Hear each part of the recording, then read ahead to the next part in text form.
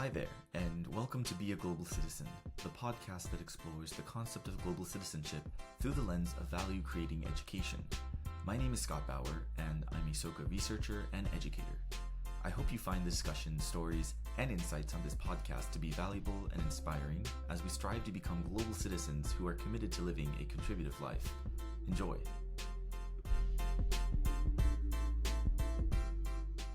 Hi, I'm Hans Schattle. I teach in the political science department at Yonsei University in Seoul, South Korea. Happy to be with you, Scott.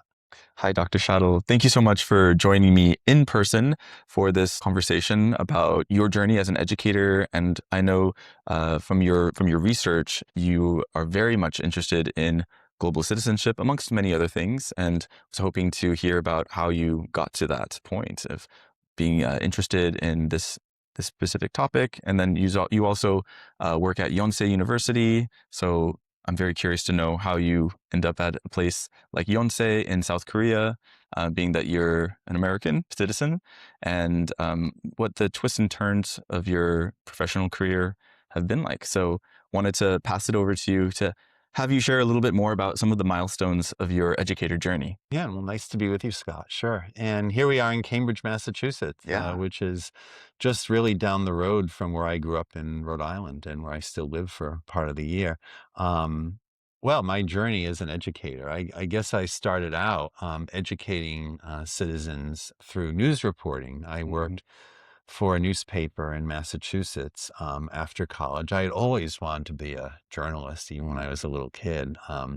This is a long story, but when I was 8 years old, I had a chance to visit a TV station in Providence, Rhode Island, not far from where I grew up. At that time, back in the old days, this is in the late 1970s, the TV station was on the top floor of the outlet department store, which was kind of the Macy's of Providence at the time. So for a kid from Rhode Island going to the outlet for Christmas shopping and seeing Santa and the Christmas tree and all of that, that was exciting. But I kind of nudged my dad and said, "Isn't Channel 10 up at the top floor of this building? Can we go up there?" And he was a good sport and went along with it.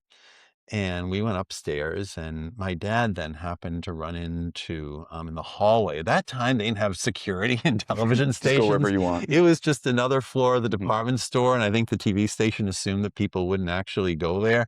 But here we were. It was one dad and my sister and me, and I think two friends of ours from school. We were all just kind of slumming around in the hallway. And my dad happened to catch the lead anchor of the evening news walking down the hall. I had no idea who he was, but my dad knew, and he stopped him, God bless him, and asked the news anchor if he would take us all to see the studio where they did the news. So sure enough, we went in. We all got to sit down in the anchor chair. Now, I never watched the news at this point in time when I was 8 years old. I was asking the news anchor where they did the kids shows in the studio. And there were a couple of local shows at that time. They were still broadcasting from the space instead of just getting them through syndication. So that is, I guess, in a way, how I bit the bug into my first side of education, journalism, talking to the public. Shortly after we did the visit to the TV station, I think it was Christmas 1977, a few months after that, New England and really the whole northeastern seaboard of the United States had a major blizzard that knocked out the roads and power and basically it didn't knock out power. We still had our TV and our radio and our phones, but knocked everything else out. And that television station where we had visited became very important. It was like the lifeline. And they had the only live truck in the state of Rhode Island at that point in time.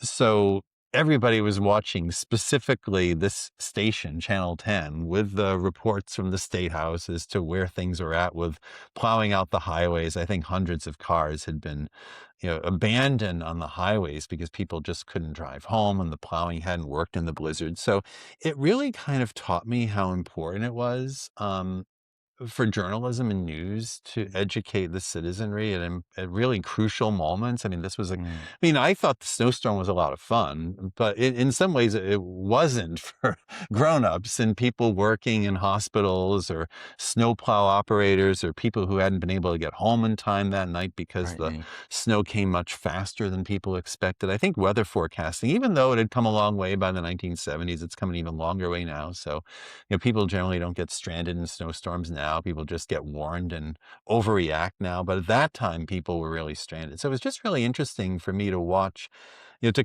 combine that visit with the TV station with how important it had been in keeping the citizens up to date on what was happening in the world, and in this case, immediately around them. When we'd go to school again, when we could go to the supermarket again. Yeah, very important things to keep in mind, right? Right. So that got me interested in news, and I worked in news for several years after college. I majored in journalism down the road from here at Boston University, and then I worked for a newspaper in New Bedford for 5 years after college. And that's kind of, if you're asking how my history came together, that's kind of important too, because a couple of years into that job, I wrote a series for the paper on the economic crisis that New Bedford was in. New Bedford had been a big factory town. Before that, it had been a whaling city. If you've read Moby Dick by Herman Melville, there's references to New Bedford as the dearest place in all New England. And you can still, walking New Bedford, see the sea captains' houses and cobblestone streets, same kinds of places that, I suppose, made it kind of a landmark in Melville's writing and so on. But by the time I went to work in New Bedford in the 1990s, whaling had been gone for over a century, thankfully, I suppose. Textiles, which had been the next engine for the city, had also gone, and a lot of the old line manufacturing that followed textiles had gone. As I wrote the series, it was kind of interesting. The editors of the paper wanted me to write something, and I did write something on, why can't the city government, get its act together and, get this city in better shape. New Bedford had lost, I think, a city of 100,000 people. They had lost about 10,000 jobs in a period of just about 5 years, which was about 20% of the workforce in the city. I mean, that's a huge hit for a city to take. But as I really tried to dig into the topic and read about cities in general in the US and even in other parts of the quote developed world at that point losing jobs, I began to see, well, this is not just, a problem that individual cities have on their own. Cities were not isolated. This is the global economy unfolding. And I started reading books, academic books actually, about economic restructuring and technological change. One of the books actually that I ended up liking the most was titled The Work of Nations by Robert Reich, who is still very well known. He, until recently, was teaching at UC Berkeley, and he's now very active on social media. I think of him as really one of the leading lights right now in the US in the struggle to save democracy at a very perilous time for the US in the second Trump presidency. So I was reading Robert Reich's book and Reich talks about all the restructuring and the challenges that poses for workers and communities. But the final chapter in his book, I think he titled it Who is Us? And it was about political community. And it began to get at some of the questions and how we think about the meaning of political community. And if we're in a world when the market is global, but our politics is not global, if our marketplace is interconnected and companies and money moves across international borders seamlessly, but people are actually still, for the most part anyway, tied to the local communities where they live. Even if they're moving around from place to place or country to country, people don't have the same mobility that, the powers that be in an economy will have. So what does that mean for a political community to try to retool and restructure? And I don't think I was unhappy when I finished the series, even though the series did very well and made a big impact on the community and did win a few awards as well. But I wasn't really happy with how it ended. I didn't feel like I had answered that deeper question about what would really be required for the political community to rebound. So I started reading more academic books. And when I was in college, I never really knew what I wanted to focus on thematically for the course of my career. I knew I wanted to report news and write, but I didn't really know what it was I wanted to cover. I assumed maybe something political. That seemed to be where the top stories always were, but I wasn't sure what aspect of politics I wanted to write about. But then when I started writing about this series and the relationship between the economic change and the political dislocation, and just I think the overall dislocation that displaced workers felt, I became very interested in that topic and wanted to study it further. And I also realized when I started to think more deeply about it that the jobs New Bedford was losing were going to other parts of the world where economic opportunity was now rising. So that, if people in New Bedford were losing jobs, but other people far away were gaining jobs, now, if they weren't good jobs, that was a big moral problem in itself. But if these jobs were creating rising living standards in places far away, then looking at the world as an interconnected unit and thinking about the well-being of people across borders was also very important. So I think these were some of the roots. As you mentioned earlier, I think that I write on global citizenship, and I do, and I think these were some of the earlier experiences I had that prompted me, I guess, to study and write in the first place, and then also to write about this particular topic. Yeah, thank you so much, Dr. Schattle. And it sounds like there's maybe this theme of like the curiosity of what's happening beyond just your immediate place that has really kind of guided you throughout your career, and then also even just in terms of making sense of these questions that were coming up and trying to see where that would lead you to, and understanding this kind of wider web of relations, right, that exist from the economic point of view in terms of like what these economies are and how globalization has been really ratcheting up more and more in the past several decades now, right? And kind of understanding that there's impact to be had where you see it happening in the local economy, and then you're kind of hearing about it through news outlets, and then also making sense of like from which news outlets are they being shared, and filtering through and deciphering what all of that means. But if you can maybe speak a little bit about the curiosity side of it, because the story that you started off with is so beautiful, and I love that you were able to just waltz into a newsroom and were able to have that opportunity, because it's so important to really like cultivate that curiosity from a young age. And it just sounds like there was this like natural progression. And so, maybe could you speak about like, what does that curiosity look like for you now? And then how do you also see that in the way in which you engage your students in the classroom at Right. Yonsei? Yeah, I have to thank my dad for taking us to the department store and not just saying to us, "Oh, we can't take you to the TV station. That's not for kids." He brought us up there, and sure, that was my first visit to a newsroom. But yes, well, in terms of, I guess, the curiosity. I mean, when I was reporting the series, I guess for whatever reason, I didn't stop just by talking to people in the community. I wanted to know what the scholars had to say. I think I felt the need to talk to experts. I think I was like classic case of reporter looking for expert. I'm like, Mm. what do the experts in this field have to say? Because Which they was must how I know, right? right. And then I found Robert Reich in his book was actually posing a lot of the same difficult questions, and Mm. and his book had a lot of actually philosophy to it, but not necessarily a decisive answer at the end of it. Like even Robert Reich, I don't think had the answer. He just could diagnose the problem and the challenge. And I guess every community, in a sense, and every political system has to sort the answer out for itself.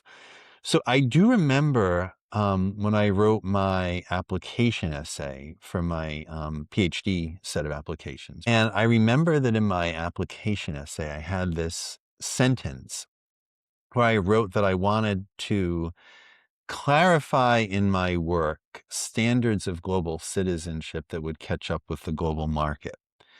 And at that point in time, I had not yet thought that, oh, I'll study global citizenship. My thesis, my dissertation will be on the concepts of global citizenship, even though that was how things turned out. But I did have that line in there. And then I kind of forgot about that line, actually. I mean, what I initially set out to do when I went into the PhD program, and this was in the UK, I initially wanted to study the European Union. I was very curious. I studied American politics in the master's program at Boston College, and I enjoyed that. But I guess if we're talking about curiosity, maybe now if I were studying American politics, I'd be immensely curious about the founding of the U.S. And these days I am. I'm reading books on the American founding because I think we're in such a perilous moment right now in the U.S. But back then in the 90s, I mean, the big story was basically the Monica Lewinsky scandal with Bill Clinton. It was just after the Soviet Union had collapsed and the U.S. was the world's only superpower. And a lot of the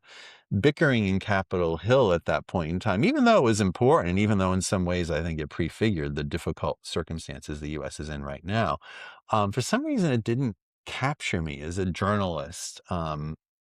Shifting gears or more toward academia, I wanted to study how countries were building up ties beyond borders and working together and, intergovernmental forms of cooperation to try to bring about political community beyond the state and to maybe, without even knowing it, to catch up with the global marketplace. I was very interested in the EU, and when I started my PhD, I thought I'd write something about European Union citizenship. But to make a long story short, when I began to work on that dissertation proposal and then try to turn it into a dissertation, I learned a few things. One, I learned that if you study the EU, you have to study a lot of bureaucracy, which I didn't really like. Yeah. And there are a lot of very good EU scholars that do that. And I felt like, that's maybe just not my thing after a while. Although maybe I just wasn't good enough to study the institutions in close detail, but I let that part go. And I also began to realize that European Union citizenship was a very crowded field, and there was already a very robust debate as to whether European citizenship was something truly innovative, whether it was a prototype of some sort of supranational citizenship, or whether European citizenship was really just based on national citizenship, since you can only be a citizen of the European Union if you're a citizen of the member states. And at that point in time in the 1990s as well, the whole notion of a European identity was in its very early stages. It was an interesting thing to study, and great books have been written by peers of mine in the field that have really dug into it in detail. But I began to think that I wanted to do something else, that I wanted to look more at the political thinking of everyday people, as opposed to how the legal institution of European Union citizenship was unfolding, which was important, but just not. I didn't feel like I could make an original contribution there. I felt like other people were making their contributions, and I felt like I had more to add by doing something else. And I remember, and this is again in the dissertation stage, I was thinking, am I crazy to even talk about global citizenship or any kind of international dimension of citizenship? Because I would come back home from Oxford and talk to my friends in news, and they'd ask me what I was up to. And when I'd tell them I was interested in an international dimension of citizenship, they'd say, well, I've never heard anything about that. They'd look puzzled, or like thinking I had lost my mind, or just, gone into some academic rabbit hole or a cloud and completely detached from the world. So I began to do some keyword searches with journalism news, electronic archives of news sources, almost the same way that people Google news articles today. So I started doing keyword searches on global citizenship, world citizenship, earth citizenship, international citizenship. I think I did European citizenship as well. And what I found was, maybe not millions of people were talking about these concepts, but hundreds were, even thousands were. So that prompted me, after going back and talking to the professors in England that I was working with, that prompted me to think, okay, we can do an interesting study on how the idea of global citizenship is understood across a range of countries. I kind of limited to the English-speaking world just for ease in getting interviews. And you always have to set boundaries around a PhD thesis, so you never finish the thesis. It can go on forever. Yeah. So I honestly wasn't all that ambitious, really. And now it seems like a lot of work in hindsight, because I did 150 interviews with people. I took the media references, to make a long story short, and I built up a database, and I coded, just by hand, the different categories that I saw in these references, which actually then led to a lot of what I came to see as main concepts of global citizenship, such as responsibility across borders, or solidarity across humanity, cross-cultural empathy. These are some of the more important moral aspects of global citizenship. But I saw other aspects too that were more about competitiveness and achievement and competence in the global economy. That was a very prominent line of discussion in the educational arena, with some of the earliest schools in the late 90s that Giving were them the edge, right, talking neoliberal agenda, right? absolutely talking specifically about global citizenship. So what I ended up doing for my doctorate, and just to keep it manageable, I basically said, here's, concepts, agendas, pathways of global citizenship as it's understood beyond the academy. I wasn't necessarily making a moral argument for it, although I think the fact that I was writing about it in the first place was kind of suggesting this is something we need to think about more. But I was looking at how the idea was actually unfolding, and I wanted to make the point, and there still are skeptics in my field in political science that will argue, and they're not entirely wrong to argue it, but they'll argue, look, citizenship at the end of the day, it's it's a legal membership status. It's based on where you are residing, and it's a way that countries use to, it's a mechanism countries use to sort out insiders and outsiders. And, the idea of citizenship beyond the state, that's just an ethical vision. That's a dream. It's not the next frontier of citizenship studies. And I wanted to say, well, no, there's actually a whole lot of people that are very patriotic and love their countries. And I, at that point, talked to people in, like, I think well over 20 countries. There are people that actually have strong feelings for their local communities and their individual countries. And many, I mean, some of them were critical of their home countries, but a lot of them were, and I think even the critics were actually very patriotic in a sense. They were patriotic to the ideals of their countries in the interviews that they gave me. This is in my first book, The Practices of Global Citizenship. And yet these individuals saw themselves as members. If a citizenship, in a sense, if we're thinking of it as a combination of a sense of membership and active participation in whatever communities you're inhabiting, I think in the current day, when the connections across borders are much more immediate to us than they were in the past. I mean, goods and services and people have always moved across borders, but now we can see it visually in a way that we couldn't before. And what I wanted to say in my dissertation is there's growing numbers of people that do see themselves as members and participants across the borders where they live and different overlapping or multiple communities. And they're not crazy. This is actually the world in which we all live, and it's worth it to understand citizenship in these wider terms. So that's what I put forward there. And I know people still debate it. I mean, there's narrower visions of citizenship, and people can. I think a big emphasis in the academic debate is, do we place emphasis on the local aspects or do we place emphasis on the global aspects? The way I choose to answer that is to look for the ways that the universal aspects of community actually, live and breathe in the diverse local settings in which we all live.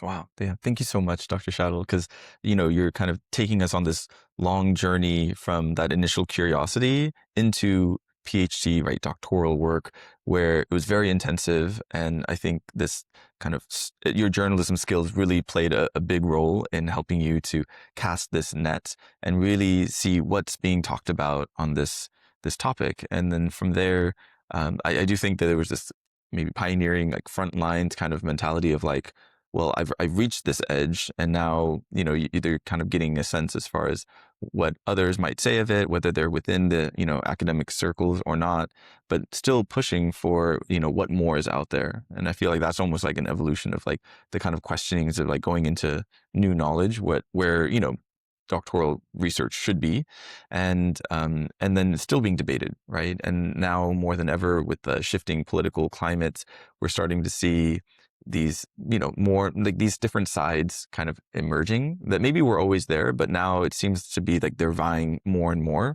and there's a power dynamic that is so evident. And in the kind of like tussle that we're seeing play out, like, or have you found yourself to be more vocal in one camp to kind of try to maybe balance certain tides, because it's a very relevant topic to speak Well, about, in right? the immediacy of American politics in 2026, when there are thugs on the streets looking for immigrants, or thugs that will shoot with impunity anybody that's defending the rights of immigrants or anybody who maybe questions them, global citizenship is paying attention and speaking out. If one's comfortable speaking out on behalf of the well-being of immigrants. And that's one way. It's not the only way of doing it, but It's an that's action one they can important take. strain. Yes. I mean, I think, and I'd argue actually, quite honestly, that American citizenship requires that as well at this point. Like, if American citizenship and American patriotism is supposed to be about a set of ideals that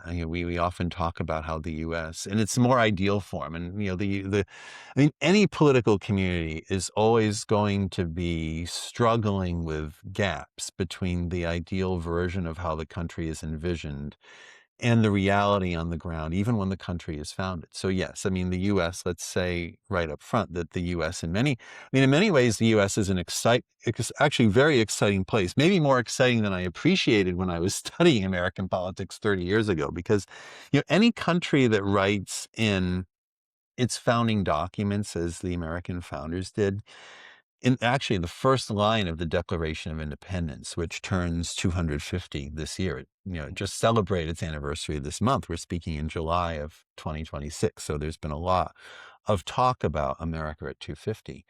And I mean, we all know the line in the Declaration, we hold these truths to be self-evident that well, they wrote all men, but we can just say all are created equal. And then the notion of inalienable rights, rights that are so fundamental that they cannot be taken away, and that by anybody, that even if a government tries to take away rights, we still have the rights and we can assert them anytime we see fit, as we need to see fit, and that government depends on the consent of the people. I mean, that was all, of course, as anybody who's studied college American politics knows, these were radical ideas for the 1700s, when power was still structured primarily by monarchs and emperors and so forth, or leaders of crime families, maybe in some cases, who knows, right?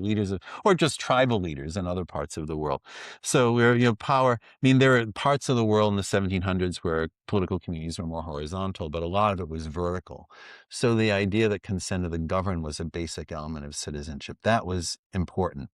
And the other part that was really important in the Declaration that sometimes gets forgotten about is the very first line. And it can almost read as legal boilerplate, background, just, big deep breath before what we were just talking about with the assertions of equal rights. But there's language there that says, well, in the course of human events, I'm not quoting exactly, but in the course of human events, when it becomes necessary for one people to separate from another, a decent respect for the opinions of mankind. We might say humankind, but they say mankind. Decent respect for the opinions of mankind requires, an explanation for what impels the separation. It's something along those lines. Basically, it's the guys in Philadelphia saying, since we're now going to cut ties with England, we feel we owe it to the whole world, to all humanity, to explain why we're making this move, why we're breaking up with the country that claims to be, our country, the country that claims to be ruling. Because then they go into the assertions of equal rights and the grievances of the king. So the fact that American identity and the whole history of the U.S. depends on these claims of universal rights, and also respect for the opinions of humanity as a whole, means that to be an American patriot, you stand up for those ideals. And if you've got a leader that's stomping on those ideals, a leader that wants to be a king himself or sees himself as potentially a dictator in the making, and that aspiring dictator is starting to harm people living in the country instead of serving them, right? I mean, the president's supposed to be a public servant, but this president is not acting. I mean, maybe he's claiming he's serving the base of people that support him. And I suppose if, say, somebody in the Trump administration were here, they'd be arguing maybe that, kicking out immigrants who weren't properly documenting is somehow serving the public. But I would strongly disagree with that. Freedom of movement can be seen as a basic human right. And I'm not saying, I mean, that leads to an interesting question. Well, am I saying freedom of movement is a basic human right? Is that saying, well, am I arguing for open borders and, let's just go wherever we want to live? Can somebody from South Korea, where I teach now, just move into the U.S. without any paperwork? And Right. well, that would be swing. It's a little too extreme, right? right. That would be chaotic. But I mean, one of my colleagues, actually, Sarah Song, who teaches political theory at UC Berkeley, she's argued for open doors as a citizenship policy, which is maybe one moderate way of thinking about it. Not necessarily open borders. That doors have walls around them, and that there are processes and procedures to go through. But I mean, the reality is that the U.S. I mean, everybody came here. Look, and we haven't even. If we really want to talk about American politics, we can talk about the original indigenous people of the Americas who were pushed out by, I mean, maybe not our ancestors directly, if our ancestors got here after the revolution, but people like our ancestors who were here in the 1600s and 1700s, even 1800s, pushing the indigenous people further and further out. So again, aside from slavery being a kind of original sin, you could argue that something approaching genocide of the Native Americans accompanied the settlement of this part of the world. Both patriotism and citizenship of any kind, I think, whether it's local or national or global, has to be wrestling with all these moral imperfections and tragedies, even catastrophes, really, that go with history. History is often not pretty, Mm. as we know. And I don't know if you were alive on September 11th, 2001, but I was alive during that. And I was like in elementary school. yeah, I said to I was just starting teaching, and I said to my students, "This is history in the making today." I said, "This is an awful day, but we're watching history unfold here." And I And know I could tell just, I didn't understand, like I couldn't fathom as like a, elementary school student what exactly was happening other than like seeing the expression of my parents and how terrified they yeah, looked and how scary. saddened, and it's very scary. Yeah. And I think that, when you're speaking about these like universal values and ideals in founding documents, and this aspirational quality with which the United States was founded, um, it's important for us to recognize that universality speaks to something beyond just the social construction of like what is a national citizen, or there's this like human quality that I think comes across in terms of like a shared sense of like belonging that we all have. And I know for myself, when I think of global citizenship, it's this understanding that I can be patriotic as an American, and I can also empathize with those who have different experiences from me, Mhm. but at the same time, their capacity is just as great as mine to perceive others and to understand that my impact will affect them and vice versa. And when you bring up these various components of like global citizenship, it resonates in like the solidarity aspect and how we can, take responsibility for the actions that we do, whether it's like as a president or as a teacher, right?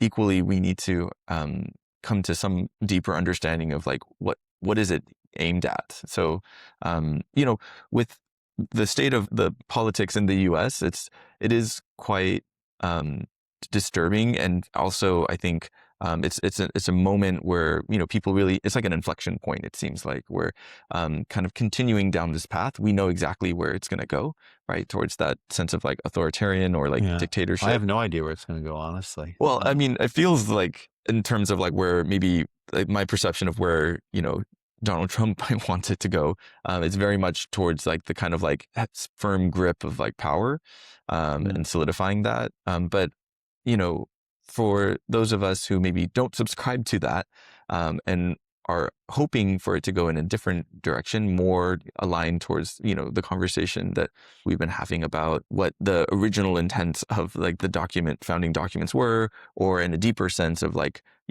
this maybe feeling of interconnectedness as like a human race. Um, what is it for you to like in these difficult times create a sense of like hope or like optimism that if we do these certain tasks, we can contribute toward this? I know you talked about the collective action, Right. but if you could speak a little bit more to that, because I just feel like I really want to understand that like even if there doesn't seem to be a lot of hope, how do we create that hope, I Yeah, guess? this is a really important question, Scott. And I think there should be a lot of hope, honestly. I may sound overly naive now and overly optimistic, but well, I guess especially since I write on the concept of citizenship itself, understood in a global context. And I also have written a lot on democracy and public deliberation among citizens. And I guess and this is one thing I've struggled with for years, really, is I've always had a lot of faith in the capacity of everyday people to make the right choices on balance at the end of the day. And anyone who believes in government by the consent of the people really has to have faith that that the people can be trusted to make Mm. the right decisions, that the people, political philosopher David Miller, who teaches at the University of Oxford, he's now retired, but he once wrote that, he actually wrote this as a critique of global citizenship, but I would take his logic and apply it in a more favorable view of global citizenship. Miller wrote that citizenship in any form requires motivation and responsibility on the part of people. Motivation to pay attention to what's happening around you in the first place at all the different levels at home and beyond. And then responsibility to think through the right choices and talk to your fellow citizens, get other perspectives. And I think Miller talks about a kind of reciprocity. I think that's the word he uses, that people need to, and for him, reciprocity, and for many of us in political philosophy, reciprocity means listening and thinking about what's good for others as well as what one's own self-interest might be. And that can emerge on an individual level or a collective level for an entire country, figuring out its interests and how it might assert itself. Now, politics also another important thing that I keep reminding myself, and there's a political theorist at Brown named Juliet Hooker who's made this. It may be a fairly basic point, but it's one that needs to be made, that often politics involves loss in all different ways. I mean, life involves loss in all kinds of tragic ways, but any kind of democratic politics, you're not going to win them all. Although there are losses and then there are losses. I mean, the 2024 election, I think many people framed it in the US as a kind of existential crisis. I mean, we knew that one of the candidates for the presidency had in his last presidency, this is Mr. Trump, had basically egged on or instigated an insurrection against the American system itself. Yet here he is running for the presidency again. So that is a kind of existential threat to have somebody with that profile coming into the job, and also somebody who's basically campaigning on a platform that's going to promise cruelty and persecution against citizens, people with basic rights to live in. And honestly, some of the people now getting attacked by ICE who have been killed by ICE even were people that were in the gentleman in Maine, Mr. Guerrero, Johan Guerrero. He was in the U.S. legally. He had kids, he's married, just trying to live and work. I mean, he reminds me of my own family when I was a little kid. So you begin to think, and I think this is important for citizens too, to realize this person could have been me, in a different set of circumstances by the grace of God, and this could have been me. So understanding at a personal level how a major policy or a major, I guess, program, or in the case of ICE raids and immigration raids, I'd say just an unfortunate, misguided and cruel and even unlawful in some respects turn of events, how that can actually impact how it can impact the lives of everyday people at home, and that perhaps can motivate people to change their mind. I wonder if there are other people out there that voted for Trump that are now watching, whether it was the U.S. citizens, Erica Good or Renee Good, or Alex Preddy killed in Minnesota, or watching, Johan Guerrero being killed in Maine. If people are having a second thought and thinking, is this really what I voted for? Or if they're looking at, the president now tightening the door to the White House and building a helipad on the grounds of the White House lawn, tearing down the East Wing to build a ballroom up above ground to possibly just, swagger his own ego, and possibly building a stronger bunker below the White House. I mean, I don't know what the intention really is here, but it doesn't seem like that would, I imagine at least some of the people, maybe I'm being too generous, but I think some of the people that voted for President Trump probably were not looking for this from him. They were just looking for the price of eggs to go down. So one thing that I think is important is even if we think, and I mean, people maybe of all different political views will be watching this podcast and even disagreeing with what I'm saying. But if you really lament the choices that other people have made politically, you can either cast them out and give up on them entirely. And we all know, like, everybody's talking about the uncles or the old college friends that that you're not comfortable talking to anymore. Or you avoid, right? Right. But that's not how we rebuild democracy either. And I can understand why. I mean, I know plenty of people that avoid other people, and I even have cut back in my contacts with certain other people as well. I mean, we all do. But at the same time, everybody has their own personal reasons for voting the way they do. And in a democracy or in any kind of free society, even unfree society, I suppose, every human being always has the capacity to think differently and change their mind. So in a way, those of us that say want to take our country back from a malevolent government, well, one thing is to write to members of Congress. I mean, what I find myself doing now, which I never really did before, I mean, I always thought, well, I'm an academic. I'm a journalist. I was a journalist, then I was an academic. And I never gave to political candidates as a reporter. That's a conflict of interest. I would have gotten fired if I had done that. I signed a conflict of interest policy. My paper was owned by the old Dow Jones, and they were very strict about, what you could do and what you couldn't do outside of the office in terms of political affiliation. So I was unaffiliated with everybody. My job was just to report the truth as I saw it and call a spade, so to speak. So I'm like, okay, that's how I'm speaking out. And as an academic, well, now I don't publish every day, and now my papers are probably read by a whole lot fewer people than news articles. But I'm like, okay, that's my job now. That's how I speak out as a citizen. I teach, I publish, I help out at the university, I review other people's articles when they submit them to journals. I don't have to speak out. And I never did get on social media, even though I love the news business and I love technology, until the fall of 2024. And after Donald Trump won the election, I thought, I have to start speaking out as a citizen now. That's where all the people are, social Right. media. And so I put myself on Blue Sky. I'm like, okay, what platform do I want? And I did not want years ago, I often did wonder, well, should I and I'm always sending my family members, my wife and kids, like one sentence summaries of a news story I think they should read. So I always just say, should I be on Twitter or not? But I felt like Twitter at this point is not in the, I guess not in the political camp I want to be part of right now. I know Twitter's got a broad cross section of users, but Elon Musk's ownership of Twitter and the way that he's manipulated that platform bothered me. So I didn't want to be part of that. And Blue Sky is not perfect, but I thought, well, Blue Sky is the anti-Trump or the critical platform where a lot of academics of all different stripes are going. So I went to that platform. And I often feel when I post on Blue Sky that I'm just talking into an ether or a kind of hyperspace that, I mean, I'm not one of the people that's posting constantly, so I don't have this constant dialogue. I'm often just posting my 2 cents on something and hoping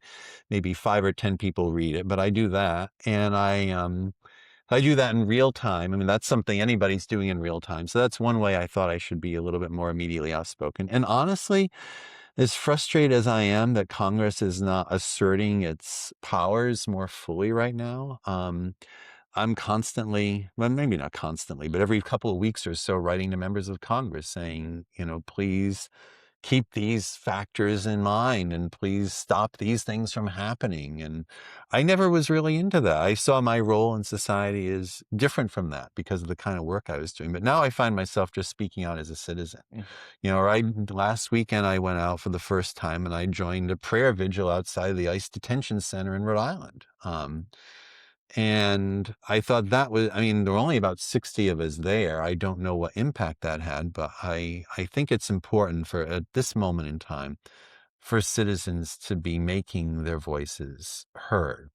And to, if we don't do that, then, we're basically allowing the more wealthy and powerful forces that may not have the interests of the people in mind to run all over us. And democracy and citizenship, one thing they have in common is, at least if we put democracy and citizenship together, democratic citizenship, small d democratic, regardless of political parties, just affirming a democratic system. One real point of that is non-domination. Again, consent of the government, that the people are supposed to be the rulers and the government is supposed to be the servants. So if we see a government that's trying to dominate, then the people need to push back. And it can be done peacefully and lawfully. We have elections. And despite, current president who's trying to cast aspersions on electoral processes, let's let the election run its course. And then, I think the public has to insist if the voters go a different way, and I'm fairly confident that in many congressional races this fall, voters are going to go different ways, then those office holders need to be seated, and some of the damage that's been done over the past 2 years in the U.S. needs to be reversed. Yeah. Well, it sounds like, in a way, these actions that you take, whether it's, through the work that you do in like scholarship and like interacting with young people in a college setting, or through displays of like writing letters to people in Congress, to actually physically being in spaces where these conversations are happening, be that a prayer vigil, or it could be even a protest, or it could be in a, town hall. Um, they're various expressions of one's voice that I think is really important to be made clear. Even in social media, it's about that amplification of of one's voice, and having that. I don't know. There's a sense of like, it's not just about who's the loudest, even though that's kind of the game that a lot of people play.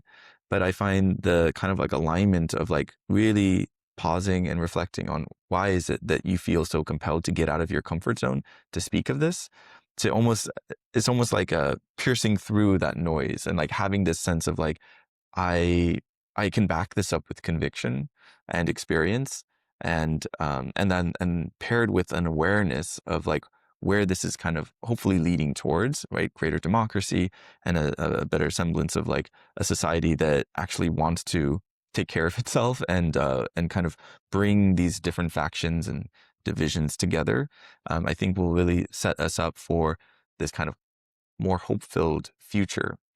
And I think, again, like that message of hope, I don't see it as overly naive on your part when you were saying that. I think it's actually a desperately needed like antidote to a lot of this. And it's not to just say wishful thinking, but again, that paired with the actions to amplify one's voice for purpose. And I think that, that really speaks to the role of global citizens in the times that we're living right now. So I really appreciate you sharing all of that, Dr. Schattle, and wanted to ask one last question, if that's Sure, okay, sure thing. as we're kind of wrapping up this conversation. And it's a question I ask all my guests. It's either book or movie recommendation. So anything you'd like to share to the listeners? Sure. Well, I'll plug one book that just came out this spring. It's by Helene Landemore, who teaches political science at Yale, and it's called Politics Without Politicians. Mm. And I mean, certainly a catchy It title. is very provocative. And what she's arguing for is actually a shift away from elected bodies of representatives like we have in the US Congress or the British Parliament or the South Korean National Assembly, and rather a shift towards citizens' assemblies that would be chosen by lottery. And today we might think of that as an innovative step in democracy, but it's also akin to the earliest origins of democracy in the city-states, say, of ancient Greece, where citizenship was basically an office, and you do your rotation in the assembly for a time. And, the term is sortition. It's basically a fancy term of, you get chosen by lottery, and the lottery is basically a random sample of everybody eligible. So, Helene's idea, and there's a lot of other scholars that have been writing for about 30 years on deliberative democracy. And, her idea and her argument is that we would actually be better off, we being the people of the US, or you could pick any other nation state right now that's a democracy, or that it's a constitutional system anyway, in trying to be a democracy, however imperfect, that we could actually have better representation and better decisions if the public had rotating terms in and out. And I think, I mean, Helene Landemore and Jim Fishkin at Stanford, who also writes on this, those of us who look at deliberative democracy, there's different degrees that people will go in to what extent we should try it out, say in the US. I'm not necessarily sure anybody's going to eliminate the US Congress at this point in time and put in a citizens' assembly. And of course, that would require a whole constitutional change, which would be messy and not something I'd recommend. But at the very least, we could have an advisory body that would sit alongside, kind of like an unofficial third house of Congress, citizens randomly selected, reviewing legislation. Maybe after it comes out of the Senate, the citizens could either ratify the legislation or vote it down or propose amendments for the houses of Congress to consider. In my perfect world, I'd probably replace the Senate at this point in time. I mean, the U.S. is a much more urban society than it was before. I don't necessarily think 2 senators per state is necessarily a good way to structure power in the U.S. at the moment. And I think it also skews decisions in the Senate toward a fairly narrow subset of the population, much narrower subset of the population than in the 1700s when the U.S. was founded. So my perfect world, the Senate would become this kind of body where, Scott, you could get an item in the mail saying you've been chosen to be in the Senate for 2 years. You won the lottery, and you're going It's my to be lucky paid day. $150,000 or so a year, and you're going to have a staff that will, help you stay informed and communicate. You'll have, a constituency. Well, maybe your constituency would be the American people, broadly speaking, in this assembly. But maybe, there are different ways you could figure out how the constituency would work. But it would ultimately be the public interest, one way or the other, put together for all these people in this new Senate.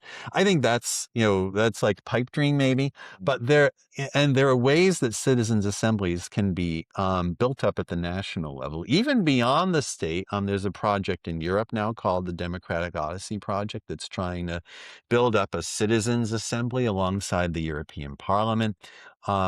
There's a group of foundations and civil society actors, starting what's called, I believe, the Global Citizens Assembly, that has actually brought together people around the world to talk about climate, which is, again, existential question that I think we need to focus more about. And the idea that the organizers have of that is, and there's been some interest on the UN side too, is to try to bring this assembly into the annual meetings of the IPCC, the so-called COP meetings, COP 30 or COP 31, have them more in part of the process.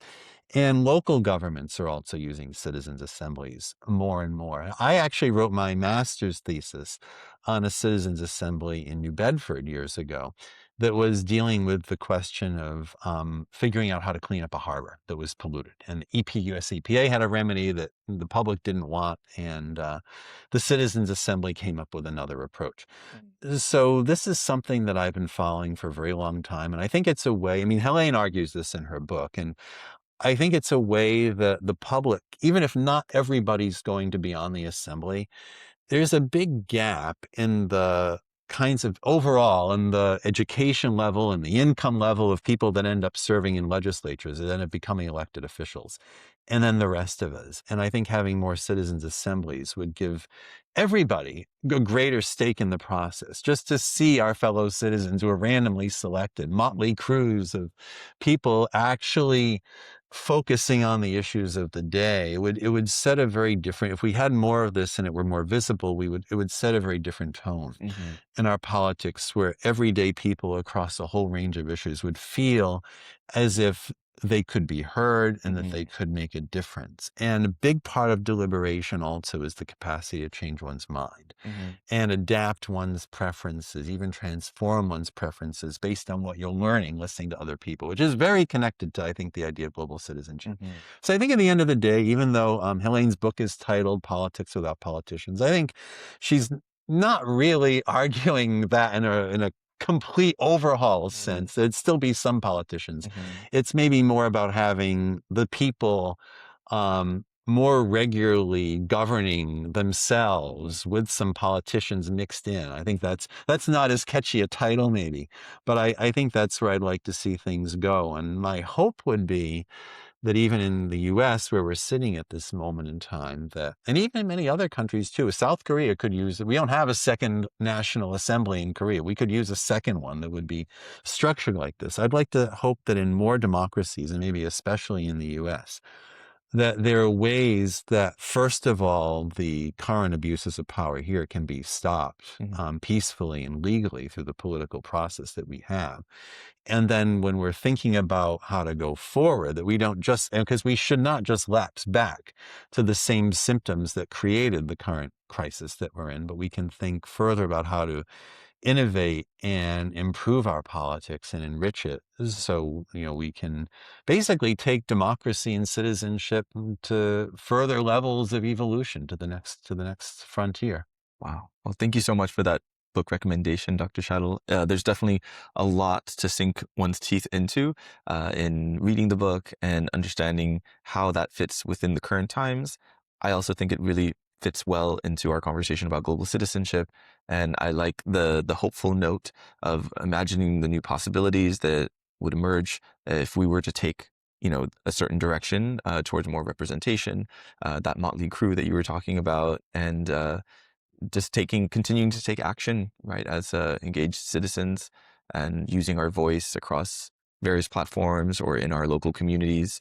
I think all of that are really great recommendations for those listening. So really appreciate you taking this time to share your story and your passion and your scholarship with all of us. And any last word that you'd like to end on as we wrap up? Well, just thanks so much, Scott, for giving me a chance to share my 2 cents with you. And it's always fun to look back at one's life and tell one's story. And yeah, I appreciate all the work you're doing with, well, it's now not just dozens, but actually approaching hundreds of people that you've talked to. So, one by one, I mean, citizenship is as you, I think, alluded to, a lot of it is, yes, about politics and governing and at the big macro level, but at an individual level, it's also about human interaction one by one, both your interactions with your guests and then our interactions with the people that listen one by one. So, that's how we build a political community piece by piece. So thank you.